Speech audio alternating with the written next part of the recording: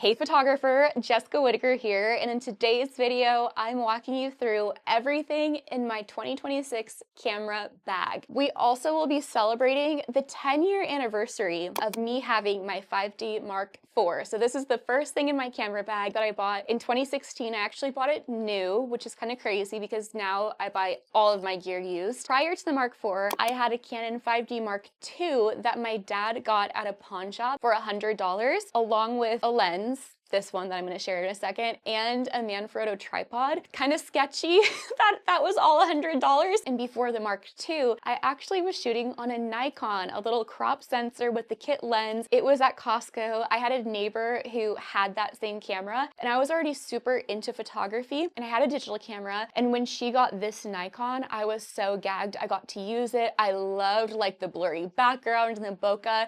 And so I saved all of my money and I spent it on that Nikon. So that's how I ended up with the Mark IV. Every single year since COVID, I've said, maybe I'll upgrade to mirrorless next year. Maybe I'll do the next year. Here we are 6 years later, and currently I have no plans to. It's outside of my budget because the camera that I want is like $5,000 and the lenses are like, you know, minimum $2,500. That's like a $20,000 kit, which is so outside. Even though this is my job, I cannot justify spending that kind of money on something that when my Mark IV works fine. I went to WPPI, which is a wedding and portrait photographer international. It's a convention expo. They have a trade show floor. There's tons of speakers. I actually was able to speak. I did a seminar on how to use YouTube in your photography business. And then I also hosted a photo walk, which I turned into a posing workshop. It was my first time ever speaking and teaching at a photography industry event. I've taught at my own free photography workshops across the States, but this was my first time on a whole different platform. It was so amazing. At WPPI, they have a trade show floor. And after being at WPPI and seeing all the different cameras, and I've tried Sony last year, I'm kind of realizing that, right, I don't have to stick to Canon. I'm literally starting from scratch because I'm coming from a DSLR. My lenses would not work on other brands, but even like, okay, I know this sounds kind of crazy, but it's like if I were to make the upgrade to a mirrorless camera, I know it's so extra to say this, I know, but I know I would want to get the corresponding lenses, like the RF lenses. I have an adapter and I use that. The camera I'm currently filming on is a Canon R that I got from a friend, and I use an adapter on her for filming videos and stuff. I don't know, I know it sounds insane, but I just know I would want to get the other lenses too, or at least start to build up to that. And I'm realizing, right, I don't have any of those lenses. I'm starting from scratch, so I'm keeping my options open, but the Mark IV has been so good to me. And I hope that with this video, if you're in the same position that I am, where you haven't made the upgrade to mirrorless, or maybe you're about to, or you're feeling like you don't have enough gear, I have 3 lenses here, and one of them is 15 years old, over 15 years old from the pawn shop. Okay, we can make it work. You do not have to have the latest and greatest equipment to be successful. I know when I say this, it's gonna be like, duh, we've been hearing this all our life, but it truly isn't about the gear.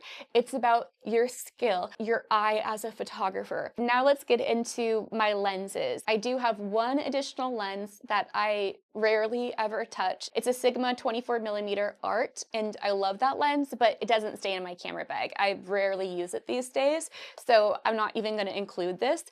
Okay, I feel like I just wanna share with you guys the 3, and then I'm gonna go through them just so you can understand that like you don't need to have a ton of equipment. Let's start out with my 50mm 1.2. I bought this used off of Facebook from a Facebook friend, and this lens is amazing.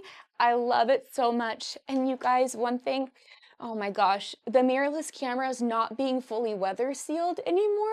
This gear has been with me to literally Antarctica in the snow and the sleet and the rain of the Antarctic, and it survived. And meanwhile, this was kind of funny, low-key, was I had my Mark IV and I had a telephoto lens that I had borrowed, but then there are all these guys who have their mirrorless cameras that, you know, the whole kit is like $30,000, and with the huge telephoto lenses, and I'm like, okay, work. This one guy in particular, he had it wrapped in a black trash bag.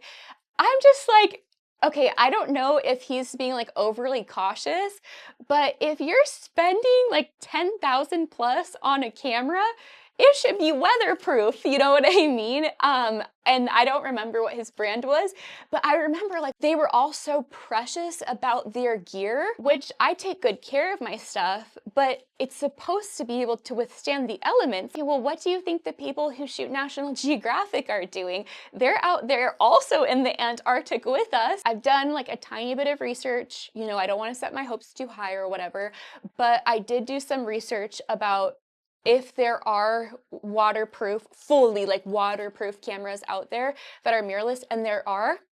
They're just the top of the line in $5,000. The second lens that I use, and this is my favorite one, this is the 85mm 1.2. I bought this on KEH Camera, I think 2 or 3 years ago. I got it in the bargain condition so I could save a couple hundred extra bucks.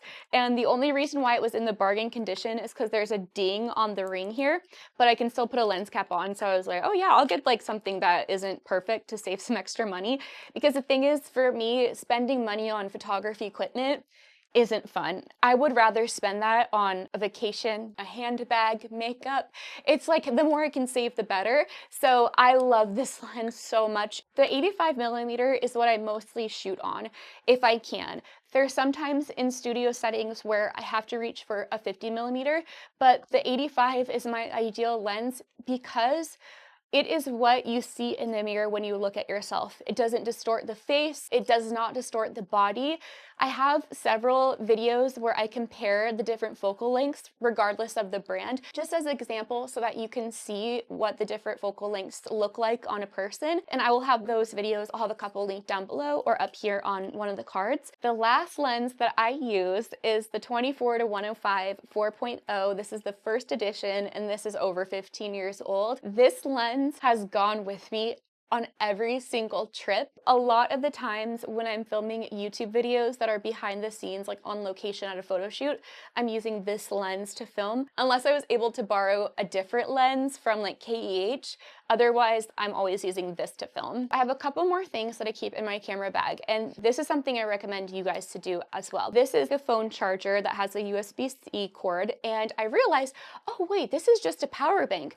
I can use this to charge my microphone battery, like when I'm filming YouTube videos on location, in case one needs to be recharged. And I'm very obsessive about having all of my equipment fully charged, but just because I am obsessive, I have to bring this as a backup. Now, with all of these little things, your power bank or your battery charger, do you notice how I have washi tape on them?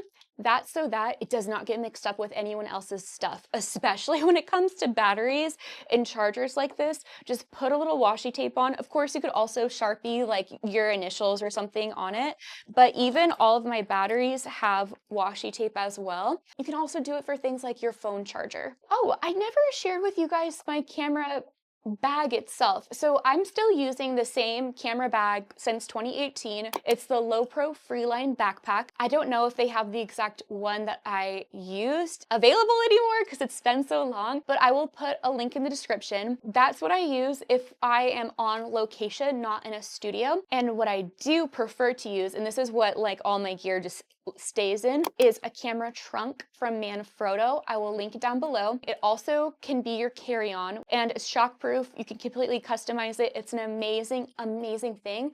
And I love the trunk because I can have so much more stuff stored in there, but it's even more accessible to grab. But it doesn't work if you're just like out and about kind of situation. It's more for if, let's say, one of the locations I shoot on, it's private property. And so for me, I know like the 2 spots that we shoot and I can kind of just leave my camera gear in one little spot and, you know, walk.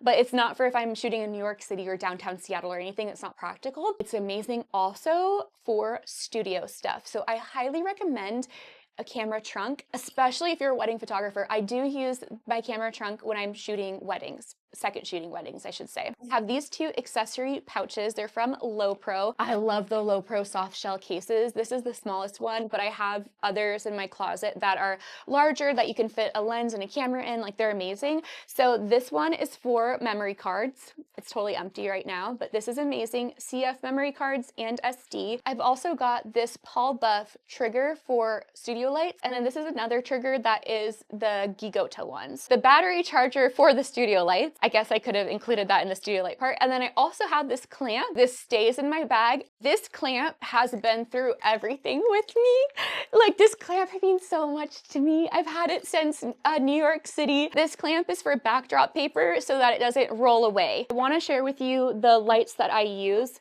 and I can't show the modifiers because, you know, they're really big, but I will link them. Last year at WPPI on the trade show floor, I got introduced to Geekoto. There's kind of two main lighting brands out there, Profoto and Godox. Why is Geekoto literally the same thing at like 1/8 of the price? No, like, it's actually the same thing. The modifiers themselves collapse completely down without any pulls with the push of a button. Let's open up this box so I can show you what the light looks like. It's not that exciting because it's just a light, but I might as well. We are doing show and tell after all. They do come with rechargeable batteries.